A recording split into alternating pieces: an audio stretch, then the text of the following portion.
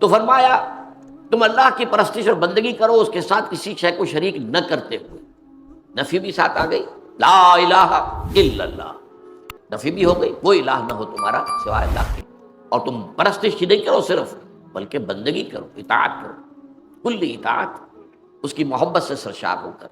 وَتُقِيمُ الصَّلَاةَ وَتُؤْتُوا الزَّكَاةَ، اور یہ کہ تم نماز قائم رکھو اور زکوٰۃ ادا کرو. وَتَصُومُ رمضان، اور رمضان مبارک کے روزے رکھو. وَتَحُجُّ الْبَيْتَ، اور اللہ تعالیٰ کے گھر کا حج کرو. یا رسول اللہ اخبرنی بعمل یدخلنی الجنۃ ویباعدنی عن النار. اب میں نے عرض کیا اے اللہ کے رسول مجھے بتائیے وہ عمل جو مجھے جنت میں داخل کر دے اور مجھے جہنم سے، آگ سے دور کر دے.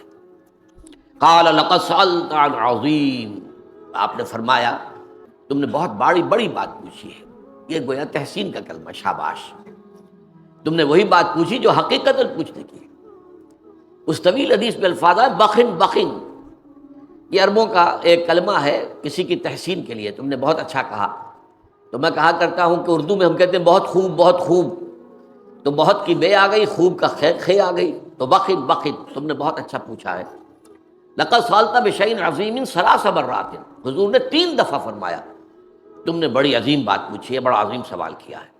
وَإِنَّهُ لَيَسِّيرٌ عَلَىٰ مَن يَسَّرَهُ اللَّهُ عَلَيْهِ، اور یہ بات جو بہت بڑی ہے، آسان بھی بہت ہے اس کے لیے جس کو اللہ آسان کر دے. توفیق اللہ کی طرف سے ملے گی، لیکن یہ کہ جس کو اللہ تعالیٰ آسان کر دے، جس پر اس کا فضل ہو جائے، اس کے لیے بہت آسان ہے. وہ کیا ہے؟ تعبد اللہ لا تشرک بہ شیئا، اللہ کی بندگی اور پرستش کرو اس کے ساتھ کسی شے کو شریک نہ کرتے. اب یہاں نوٹ کیجئے کہ یہ شرک جو ہے اور عبادت، یہ کس قدر جامع الفاظ ہے. عبادت پوری زندگی میں اللہ کی اطاعت مطلق، اس پر تفصیل سے گفتگو ہم کر چکے ہیں، اور وہ بھی اللہ کی محبت سے سرشار ہو کر. ہاں کبھی خطا ہو جائے تو توبہ کر لی جائے، دعا کر لی جائے، اللہ سے استغفار کیا جائے، لیکن یہ نہیں کہ مستقلاً کسی ایک گناہ کو بھی اپنی زندگی میں شامل کر لیا جائے مستقل طور، جیسے ہمارے ہاں ہو رہا ہے. حج بھی ہو رہے ہیں، نمازیں بھی ہیں، عمرے بھی ہیں، سودی کاروبار بھی ہے. اب یہ سودی کاروبار جو ہے یہ تو باقی ہر شے کی نفی کر دے گا. تو تعبد اللہ لا تشرک بہ، اور شرک فی الذات بھی ہے، شرک فی الصفات بھی ہے، شرک فی الحقوق بھی ہے. کہ ہم سمجھتے ہیں شرک شاید صرف یہی ہے کہ بتوں کو سجدہ کیا جائے، یا بعض جو بھی ہیں زیادہ جو حساس ہیں وہ اللہ کی صفات میں کسی کو شریک کر دینے کو بھی، اللہ کی ذات میں شریک کر دینے کو بھی شرک سمجھتے ہیں.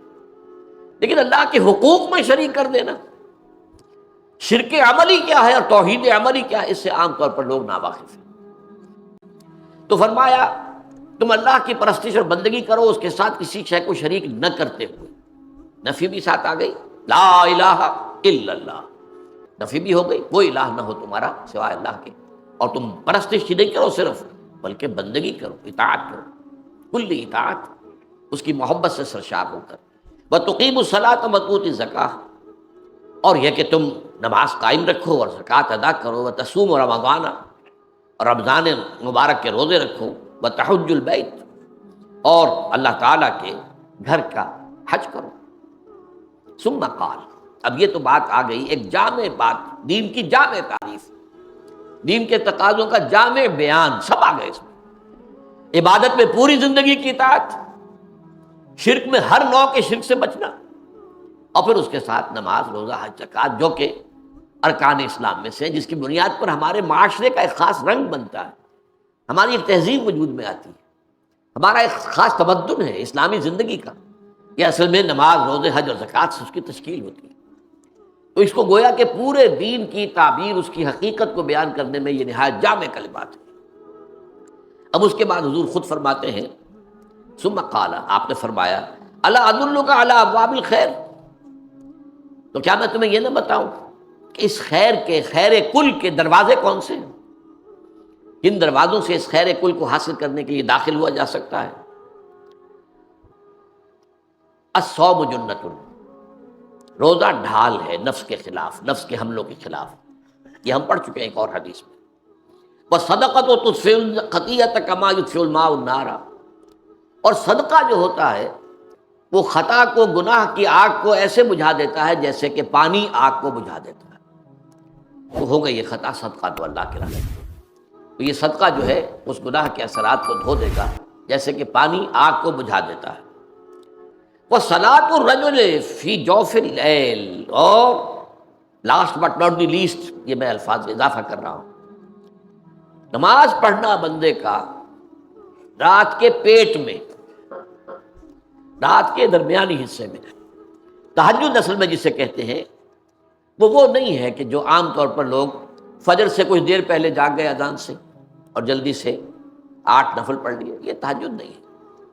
یہ تو فجر کا ضمیمہ بنا لیا، ہر نوافل ہے، عبادت ہے، اس کے بھی جو اس کے برکات ہیں وہ ظاہر ہوں گی، جو اس کا ثواب اور اجر ہے اللہ دے گا۔ لیکن اصل میں جسے تہجد کہا جاتا ہے وہ رات کو سو کر پھر اٹھنا، نیند کو توڑ کر، اور پھر سو جانا اور پھر اٹھنا فجر کے لیے۔ جوف کہتے ہیں پیٹ کو کسی شے کے، جوف اللیل، رات کے بطن میں، رات کے درمیان میں، یعنی نصف رات گزر جائے اس وقت سے انسان جو ہے وہ نماز پڑھے، اور پھر ثلث رہ جائے تو پھر جاگ جائے، پھر سو جائے، اور پھر اس کے بعد اٹھے فجر کے لیے اور سنتیں پڑھے اور آئے مسجد کے اندر۔ تو یہاں آپ نے فرمایا وَصَلَاةُ الرَّجُلِ فِي جَوْفِ اللَّيْلِ، اور اپنے اس قول کے لیے حضور نے آیتیں تلاوت فرمائی، وہی دو آیتیں۔ یہاں یہ سورہ سجدہ کی آیت نمبر 16 اور 17 ہیں۔ تتجافا جنوبہم عن المضاجع، اللہ تعالیٰ اپنے خاص محبوب بندوں کی یہ صفات بیان کر رہا ہے کہ ان کے پہلو اپنے بستروں سے علیحدہ رہتے ہیں، رات کے وقت جاگتے رہتے ہیں، بستر پر لیٹیں گے تو سو جائیں گے۔ تتجافا جنوبہم عن المضاجع یدعون ربہم خوفا وطمعا، وہ اس وقت اپنے رب کو پکارتے ہیں، دعائیں کرتے ہیں، خوف کے ساتھ بھی، اس کے مواخذے کا خوف، اس کے عذاب کا خوف، اس کے باز پرس کا خوف، اس کی ناراضی کا خوف، جہنم کا خوف، و طمعا، اور طمع کس کی؟ اللہ راضی ہو جائے، اللہ کے اجر و ثواب کی بھی طمع ہو، لیکن سب سے بڑی طمع کیا ہے؟ اللہ مجھ سے راضی ہو جائے۔ اس لیے سب سے اونچا مقام یہی ہے، رضی اللہ عنہم ورضوا عنہ، اللہ ان سے راضی ہو گیا، ہوا اللہ سے راضی ہو گیا۔ یہ باہمی رضا ہے، بندہ اپنے رب سے راضی رہے، وہ رہے کہ تسلیم و رضا، جو بھی دنیا میں آ رہا ہے اس پر شکوہ، اللہ کا شکوہ زبان پر نہ لائے۔ جو بھی آ رہا ہے یہ میرے رب کی طرف سے ہے، وہ میرا مولا ہے، آقا ہے، دوست ہے، میرا خیر خواہ ہے، اسے معلوم ہے کہ اس شر کے پیچھے کون سا خیر آ رہا ہے، مجھے کیا پتا، مجھے تو شر نظر آ رہا ہے، خیر تو نظر نہیں آ رہا۔ اس لیے فرمایا گیا کہ ہو سکتا ہے عسیٰ ان تکرہوا شیئا وہو خیر لکم، وعسیٰ ان تحبوا شیئا وہو شر لکم، واللہ یعلم وانتم لا تعلمون۔ ہو سکتا ہے تمہیں کوئی چیز بری لگے حالانکہ اسی میں تمہارا خیر ہو، عین ممکن ہے تمہیں کوئی چیز اچھی لگتی ہو حالانکہ اس میں تمہارے لیے شر ہے، اللہ جانتا ہے، تم نہیں جانتے۔ اس کیفیت کے اندر دنیا کی زندگی گزارے، اللہ تعالیٰ آخرت میں اسے راضی کر دے گا، اللہ اس سے راضی ہو جائے گا۔ تو یہ ہے در حقیقت اللہ تعالیٰ کے لیے صلاۃ الرجل فی جوف اللیل کا، کہ اس میں تتجافا جنوبہم عن المضاجع یدعون ربہم خوفا وطمعا ومما رزقناہم ينفقون، اور جو کچھ ہم نے انہیں دیا ہے اس میں سے خرچ بھی کرتے ہیں۔ اب اس کی کیا ہے، اس کا بدلہ کیا ملے گا؟ فلا تعلم نفس ما اخفی لهم من قرۃ اعین جزاء بما كانوا يعملون، تو کسی انسان کو پتہ نہیں ہے اس کے لیے اللہ تعالیٰ نے آنکھوں کی ٹھنڈک کا کیا کیا سامان فراہم کیا ہوا ہے۔ جنتوں کی نعمتوں کا تم اندازہ نہیں کر سکتے۔ قرآن مجید میں الفاظ آئے ہیں وہ ہماری ذہنی سطح کے مطابق، جو وہاں پہ پھل ہوں گے، وہاں پہ شہد ہوگا، دودھ ہوگا، وہاں پہ بہت اچھا ایک شراب ہوگی جس میں نہ کوئی نشہ ہوگا اور نہ ہی کوئی بہکنے کی بات ہوگی، سرور اور کیفیت جو ہے وہ ہوگی، وغیرہ وغیرہ، حوریں ہوں گی، یہ بھی میں نے بیان کیا ہے۔ لیکن ساتھ ہی حضور نے فرمایا کہ جنت کی نعمتیں وہ ہیں ما لا عین رأت ولا اذن سمعت وما خطر علی قلب بشر، وہ تو ایسی نعمت ہے، وہ ابتدائی جنت ہے وہ جس کا کہ ذکر ان الفاظ میں کھینچا گیا ہے۔ یہ نعمتیں جنہیں ہم سمجھتے ہیں، وہاں کھجور کے باغات ہوں گے اور انگور کے ہوں گے، اور وہاں پر انار بھی ہوگا، رمان ہوگا، سب کچھ ہوگا، ساری چیزیں ہوں گی۔ لیکن اصل میں اعلیٰ جنت جس کی طرف کہ پھر اللہ تعالیٰ کے وہ بندے جن کا ایمان گہرا تھا، وہ ان کو جو اوپر سے اوپر کی جنت میں لے جایا جائے گا رفتہ رفتہ. وہاں وہ نعمتیں ہیں جو نہ کسی آنکھ نے دیکھی، نہ کسی کان نے سنی، نہ کسی کے دل پر ان کا خیال تک وارد ہوا. ما لا عین رات ولا اذن سمعت وما خطر علی قلب بشر. تو یہاں پر بھی فرمایا فلا تعلم نفس ما اخفی لهم من قرۃ اعین. تو کسی کو معلوم نہیں ہے اللہ نے کیا کیا چیزیں مخفی رکھی ہوئی ہیں اپنے خزانہ فیض کے اندر ان کی آنکھوں کی ٹھنڈک کے لیے. جزاء بما كانوا يعملون، اور یہ بدلہ ہوگا ان کا، ان اعمال کا جو وہ کرتے رہے. تو یہاں تک حضور نے یہ دونوں آیتیں جو ہیں حوالے کے طور پر، خاص طور پر تتجافى جنوبهم عن المضاجع کے حوالے سے، جو کہ حدیث میں الفاظ ہے وصلاۃ الرجل فی جوف اللیل ثم قال. اس کے بعد یوں سمجھیے کہ حضور کا دریائے سخاوت جو ہے اور جوش میں آیا ہے. ثم قال، پھر آپ نے خود ایک سوال کیا، الا اخبرک براس الامر وعمودہ وذروۃ السنام. ذروۃ السنام، اے معاذ کیا میں تمہیں یہ نہ بتاؤں کہ اس معاملے کی جڑ کیا ہے، بنیاد کیا ہے، اور اس کا عمود کیا ہے، ستون کیا ہے، اور اس کی چوٹی کا عمل کیا ہے. اب یہی وہ ہے دین کے مختلف اعمال، ان کی باہمی نسبت کیا ہے.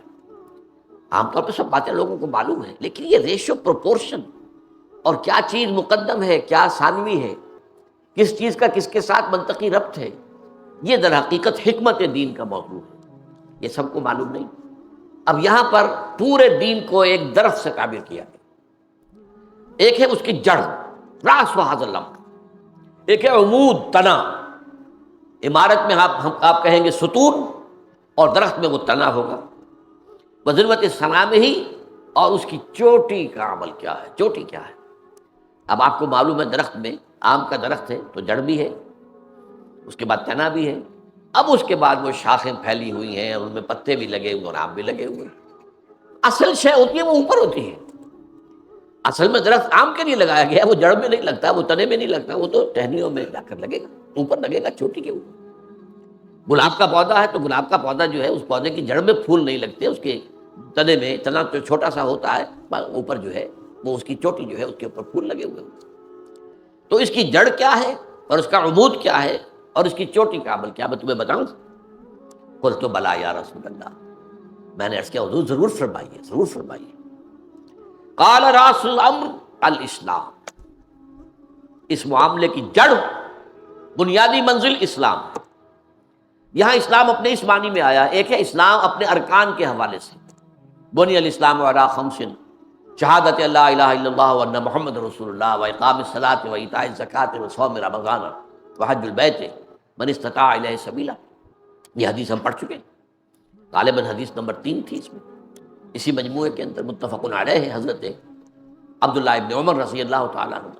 لیکن اسلام کا بھی جیسے میں نے عبادت کا بتایا آپ کو، پوری زندگی میں اللہ کی اطاعت. اسلام کے معنی بھی ہے سرنڈر کر دینا، ہمتن. اسلام کے معنی ہے ہتھیار پھینک دینا. اس لفظ کے اندر اصل میں نقشہ یہ ہے کہ دو آدمی لڑ رہے ہیں، ایک جو ہے وہ پھینک دیتا اپنے ہتھیار، گویا کہ سرنڈر کر دیا. یہ سرنڈر ہے.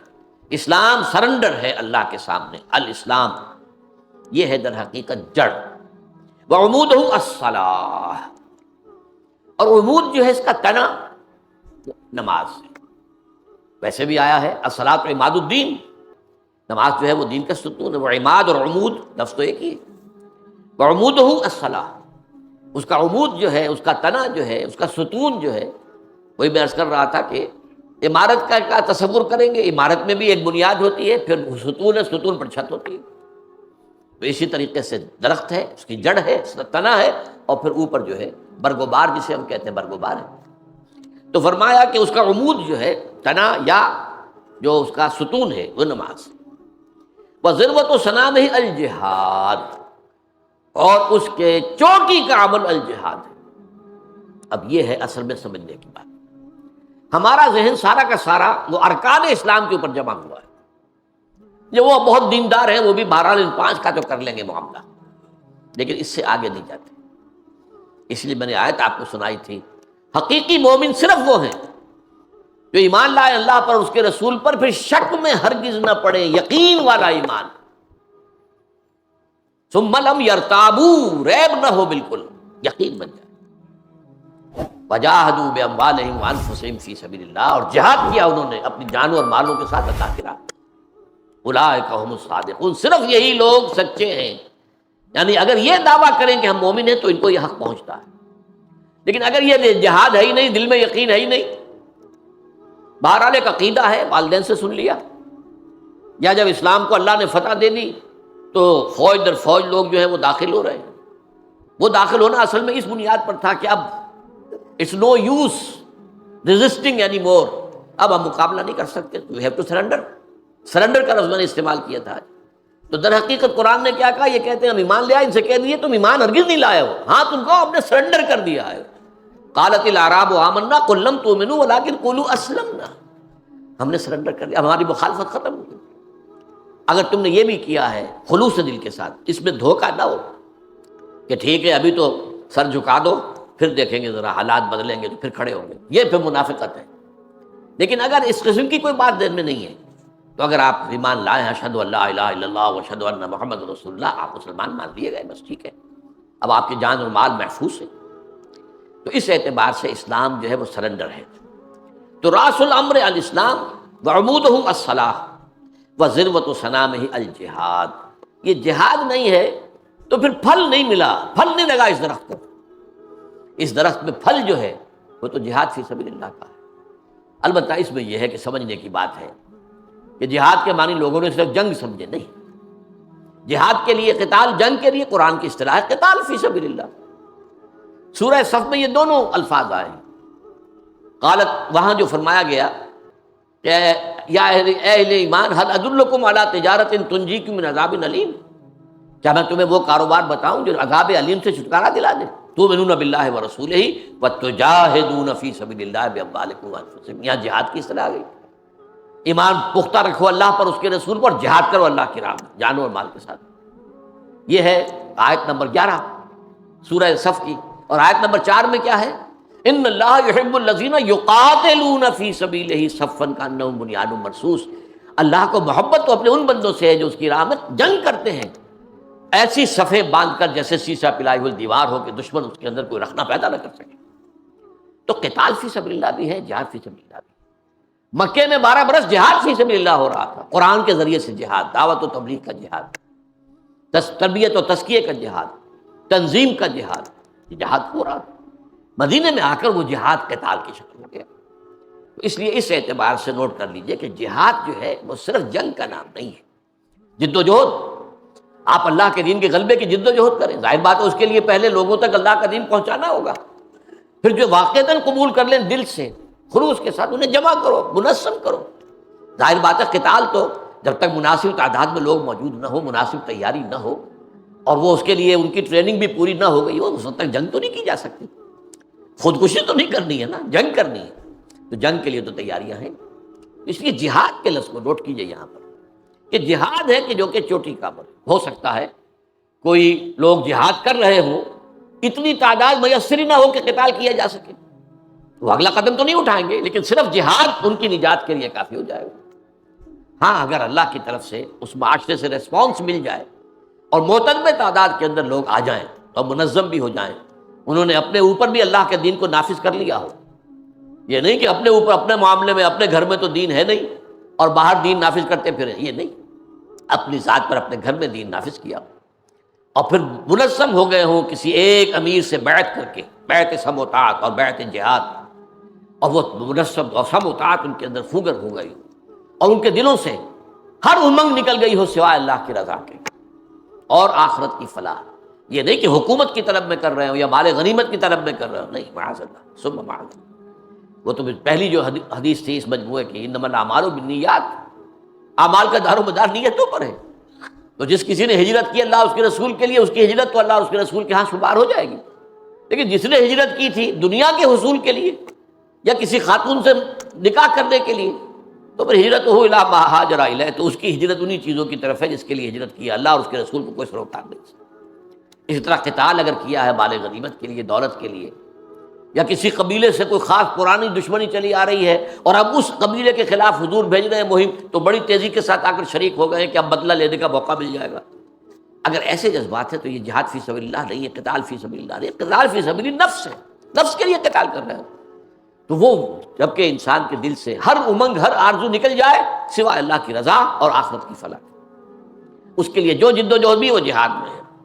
ثم قال، اب اس کے بعد حضور مزید جو ہے حکمت کا اکرمہ، یہ جو ہے اس طویل حدیث کے اندر یہ موجود نہیں ہے، یہ گویا کہ اس حدیث کا جو ہے اضافی جو اس کے اندر حکمت کا خزانہ ہے. الا اخبرک بملاک ذالک کلہ، اے معاذ میں تمہیں نہ بتاؤں ان تمام معاملات کی روح رواں کیا ہے، کیا چیز ہے کہ جو ان تمام اجزاء کو جوڑے گی اور اس کو صحیح رخ پر اور صحیح جو ہے روح کے ساتھ آگے بڑھائے گی. بے ملاک یہ اصل میں عرب کہتے ہیں القلب ملاک الجسد، دل جو ہے وہ پورے جسم کے لیے ملاک ہے، وہ روح رواں تو وہی ہے. دل دھڑکتا ہے تو زندگی ہے، دل بند ہو جائے تو زندگی ختم. تو میں اس تمام معاملے کا جو روح رواں ہے وہ جو میں تمہیں نہ بتاؤں. اور اس کے بعد قل، تو حضرت معاذ کہتے ہیں کہ میں نے یہ عرض کیا بلا یا رسول اللہ، اللہ کے رسول ضرور ضرور ضرور فرمائیے. فاخذ بلسانہ، تو حضور نے اپنی زبان مبارک کو پکڑا اور فرمایا کف علیک ھذا، اس کو روک کر رکھو، اس زبان سے کوئی غلط کلمہ نہ نکلے، کوئی غیبت نہ نکلے، کوئی تہمت برآمد نہ ہو، کوئی ظالمانہ کلمہ، کسی کی خام خواہ عزت کے اوپر حملہ نہ ہو. روکو اس کو، تھام کے رکھو، زبان کو روک کر رکھو. یہ بات جو ہے قرآن مجید میں بھی سورہ احزاب میں جو آئی ہے، یا ایھا الذین آمنوا اتقوا اللہ وقولوا قولا سدیدا، اہل ایمان اللہ کا تقوی اختیار کرو اور بات وہی کہو زبان سے جو سیدھی ہو، درست ہو، صحیح ہو. اگر یہ دو کام ہو جائیں، دل میں تقوی اور زبان کا کنٹرول، تو فرمایا یصلح لکم اعمالکم ویغفر لکم ذنوبکم، اللہ تمہارے سارے اعمال درست کر دے گا. ایک اور حدیث میں الفاظ آئے ہیں، مجھے دو اپنے اعضاء کی ضمانت دے دو کہ اس کا غلط استعمال نہیں ہو، صرف دو اعضاء. فرمایا تم دو اعضاء کے مجھے گواہ ضمانت دے دو کہ کنٹرول میں رکھو گے، اس سے کوئی غلط حرکت نہیں ہوگی، جنت کی ضمانت مجھ سے لے لو. اور وہ کیا ہے؟ ایک وہ جو تمہارے دونوں گالوں کے درمیان ہے یعنی زبان، اور ایک وہ جو تمہاری دونوں رانوں کے درمیان ہے یعنی شرمگاہ. ان دو کا کنٹرول، ان کے ذریعے کوئی غلط کام نہ ہو تو جنت کی ضمانت مجھ سے لے لو. تو حضور نے فرمایا، آپ نے پکڑا اپنی زبان کو، کف علیک ھذا، اس کو روک کر رکھو. قلت یا نبی اللہ، اب دیکھیے سادگی، دیکھیے حضرت معاذ کیا کہہ رہے ہیں. اور یہ کون ہے جن کے بارے میں حضور نے فرمایا اعلمہم بالحلال والحرام معاذ بن جبل، میرے صحابہ میں حلال اور حرام کا سب سے زیادہ جاننے والا، یعنی یوں کہیے کہ ہم کہیں گے فقہ کا سب سے بڑا ماہر، وہ ہے معاذ بن جبل. کیا حرام ہے کیا حلال ہے اس کو پوری طریقے سے تمیز کرنے والا. اور وہ کہتے ہیں اس بات پر حیران ہو کر، یا نبی اللہ، اے اللہ کے نبی، وَإِنَّا لَمُؤَاخَذُونَ بِمَا نَتَكَلَّمُ بِهِ، کیا ہمارا مواخذہ اس پر بھی ہوگا جو ہم کلام کرتے رہتے ہیں. اب ظاہر بات ہے کہ آدمی جب آتا ہے، بیٹھا ہے دوستوں کے اندر، گپ شپ ہو رہی ہے، اس وقت کون اپنی زبان کا جو ہے کنٹرول کرتا ہے؟ جو منہ میں آیا کہہ دیا، اس میں غیبتیں بھی ہو رہی ہیں، اس میں غلط باتیں بھی ہو رہی ہیں، اس میں جھوٹ بھی بولا جا رہا ہے، یہ سب تو کیا ہے اللہ کے نبی، کیا ہمارا مواخذہ ہوگا اس پر بھی کہ جو ہم باتیں کرتے رہتے ہیں؟ اب دیکھیے حضور کی محبت، شفقت، یہ کلمہ جو ہے عرب بہت ہی اس کو کہتے ہیں کہ جس سے بہت لاڈ ہو. فرمایا ثقلتک امک یا معاذ، اے معاذ تمہیں تمہاری ماں روئے کھوئے، یعنی یہ کہ تم گم ہو جاؤ اور تمہاری ماں جو ہے اس پر روئے، تمہاری غیر حاضری پر یا گمشدگی پر. ثقلتک امک یا معاذ وهل يكب الناس في النار على وجوههم او مناخرهم الا حصائد السنتهم، لوگوں کو اوندھے منہ یا ان کے نتنوں کے بل جہنم میں جھونکنے والی سب سے بڑی شے وہ حصائد السنہ ہے. حصید کہتے ہیں فصل جب کٹ جائے، حصیدن ایک جنات ہوتے ہیں، ایک جنات الحدیث، ایک جو ہے وہ ہے کہ جب کہ حصید جبکہ جو ہے فصل کٹ گئی، کاٹ دی جانے والی۔ درخت وہ ہے جو کھڑا رہتا ہے، اس میں سے پھل اتار لیا جاتا ہے۔ اب گندم آپ نہ کوئی غم کرو نہ خوف، خوشیاں مناؤ جنت کی جس کا تم سے وعدہ کیا گیا تھا۔ اللہ کی ربوبیت پر اطمینان جب انسان کو ہو جاتا ہے، میرا رب اللہ ہے، ربی اللہ، انسان کے لیے نہ کوئی کھٹکا، نہ کوئی خطرہ، نہ کوئی خوف، نہ کوئی حزن۔ جو کچھ ہو رہا ہے کس کے اذن سے ہو رہا ہے؟ اللہ کے اذن سے۔ اللہ کے اذن کے بغیر پتہ تک نہیں ہلتا۔ یہ کوئی اندھا بہرا مادہ نہیں ہے جس سے مجھے کوئی خوف ہو۔ اندھا بھینسا چلا آ رہا ہو اس سے تو ڈرنے کا ہر انسان کو ڈرنا چاہیے، نہ معلوم کس کو ٹکر مار دے۔ لیکن نہیں، اس کائنات کو چلانے والا ایک سمیع و بصیر خدا ہے، وہ جو میرا دوست ہے، میرا ولی ہے۔ اللہ ولی الذین آمنوا یخرجہم من الظلمات الی النور۔ اللہ اہل ایمان کا ولی ہے، ساتھی ہے، پشت پناہ ہے، مددگار ہے، حمایتی ہے۔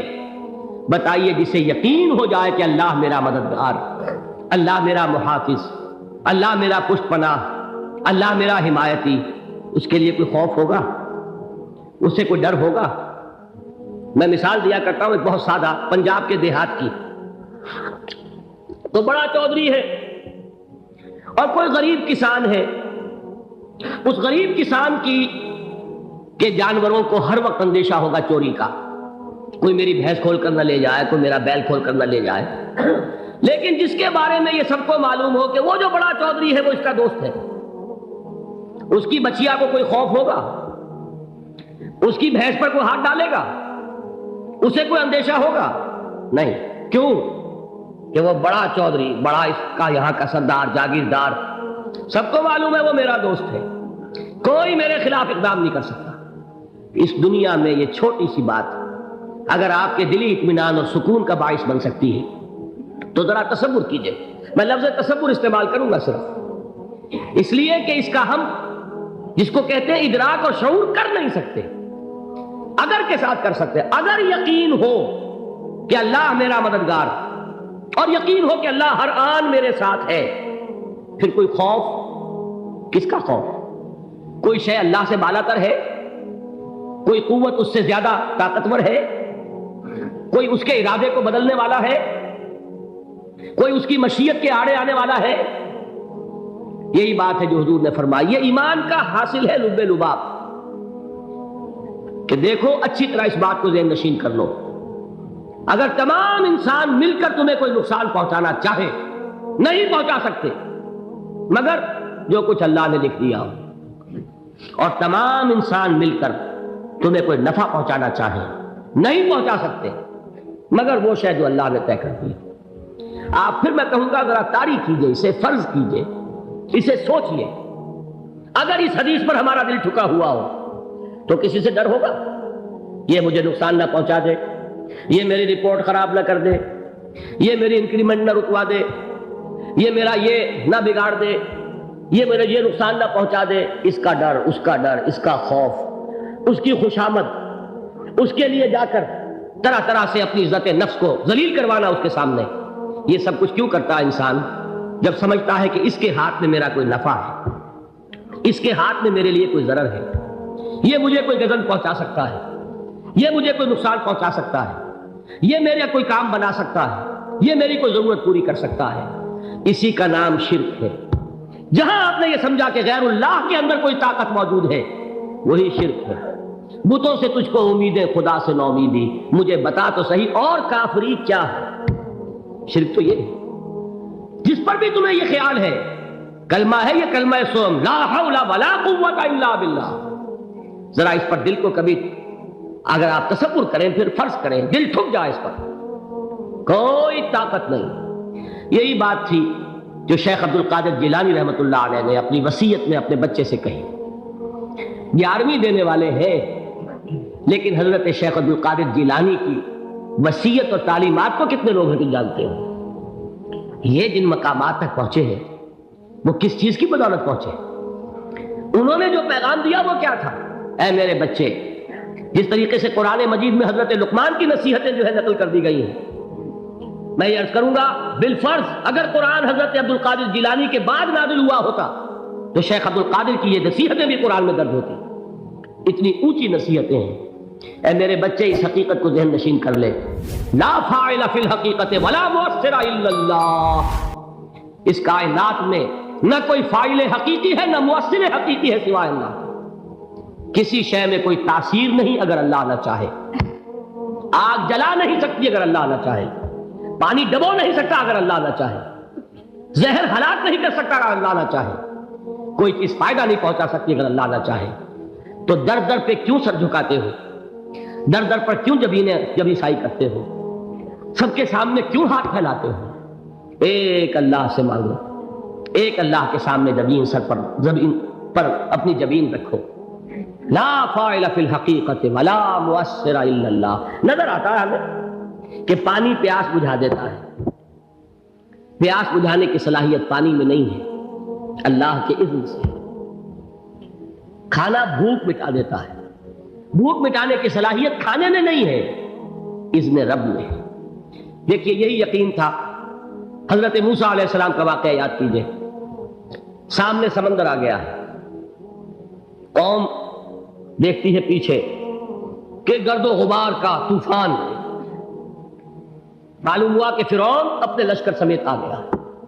لشکر جب چلتا تھا تیز رفتاری کے ساتھ تو گرد و غبار کا جو طوفان اٹھتا تھا اس کا تصور کیجیے. اور لمحہ بلمحہ وہ قریب آ رہا ہے.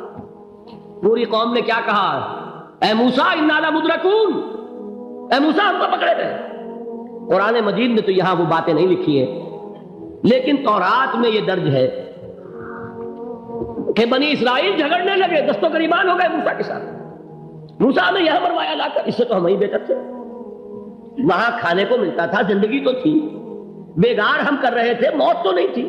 اب جو کچھ ہوگا اس کا تصور کرو, جس طریقے سے ہمارے ٹکڑے اڑائے جائیں گے. تو لڑ رہے ہیں حضرت موسیٰ علیہ السلام سے. یہ تورات کی تفصیل ہے. قرآن میں صرف اتنا آیا ہے, پریشان ہو کر انہوں نے کہا انا لمدرکون, موسیٰ ہم کو پکڑے گئے. اس وقت موسیٰ کا جواب کیا ہے؟ کلا ان معی ربی سیہدین. نہیں, میرے ساتھ میرا رب ہے, وہ راستہ دے گا. بتائیے کہاں راستہ نظر آ رہا ہے؟ یہ ہے ایمان بالغیب. راستہ نظر نہ آئے تب اللہ پر یقین ایمان ہے. جیب میں پیسے ہوں اور تب دل کو اطمینان ہے تو ایمان کس پر ہوا؟ پیسے پر, اللہ پر نہیں. جب وسائل و ذرائع نہ ہو اور پھر یقین ہو کہ اللہ مسبب الاسباب ہے, وہ اسباب کا پابند نہیں ہے, وہ اسباب کا محتاج نہیں ہے, اسباب اس کے محتاج ہے. اگر یہ یقین ہے تو اللہ پر ایمان ہے. یہ نہیں ہے تو تمہارا ایمان اسباب پر ہے, وسائل پر ہے, ذرائع پر ہے, مادیات پر ہے, اللہ پر نہیں. اس وقت کہاں راستہ تھا؟ کوئی راستہ تھا؟ سمندر ہے اور ادھر سے لشکر آ گیا ہے. کلا ان معی ربی سیہدین. اب دیکھیے ایمان کہہ دینا آسان ہے, ہوا معکم اینما کنتم, جہاں کہیں بھی تم ہوتے ہو اللہ تمہارے ساتھ ہوتا ہے. لیکن اس کا یقین قائم ہو جائے تو زمین و آسمان کا فرق واقع ہو جائے. یہی بات ہوئی حضور کے ساتھ. غار ہے, چھپے ہوئے ہیں محمد رسول اللہ اور آپ کے وہ یار غار ابو بکر صدیق رضی اللہ تعالی عنہ.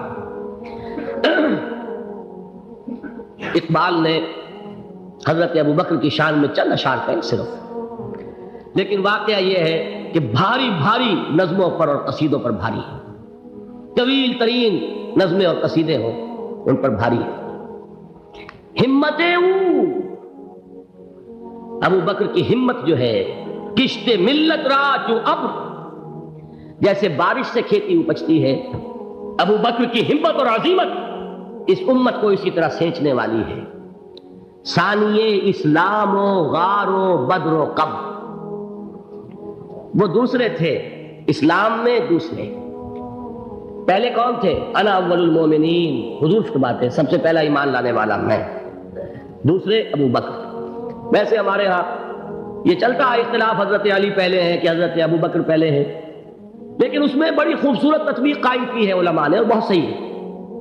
چار کے بارے میں فیصلہ ہی مت کرو کہ کون پہلے.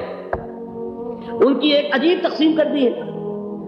آزاد مردوں میں, بالغ مردوں میں سب سے پہلے ابو بکر, بچوں میں سب سے پہلے علی, خواتین میں سب سے پہلے خدیجہ، اور غلاموں میں سب سے پہلے زید ابن حارثہ۔ بڑی پیاری تقسیم ہے، یہ چاروں ہی پہلے ہیں، ہر ایک کے لیے ولیت ہے۔ اور واقعہ یہ ہے کہ اگر زمانی اعتبار سے تعین ہوگا تو پہلے خدیجۃ الکبریٰ آئیں گی رضی اللہ تعالی عنہ۔ کسی اور سے بات کرنے کی نوبت بعد میں آ سکتی ہے، پہلے تو اہلیہ محترمہ سے بات ہوئی، آتے ہی پہلی وحی ہوئی ہے، ابھی تبلیغ کا حکم نہیں تھا۔ کس کو بتایا واقعہ؟ ابھی اپنی نبوت کی تبلیغ کا تو حکم ہی نہیں آیا۔ واقعہ کس کا ہے؟ وہ خدیجہ کا ہے۔ جب کہا ہے کہ خشیت علی نفسی، مجھے اپنی جان کا اندیشہ ہے، تو کیا جواب دیا خدیجہ نے رضی اللہ تعالی عنہا؟ وہ صدیقۃ الکبریٰ ہے۔ صدیقات جو ہے خواتین، ان میں چوٹی پر خدیجۃ الکبریٰ ہے رضی اللہ تعالی عنہ، اور صدیق جو مرد ہیں ان میں صدیق اکبر ہے ابو بکر صدیق رضی اللہ تعالی عنہ۔ لیکن صدیقات میں چوٹی پر جب حضور نے فرمایا خشیت علی نفسی، کیا فرمایا، کیا عرض کیا، کیسے تسلی دی؟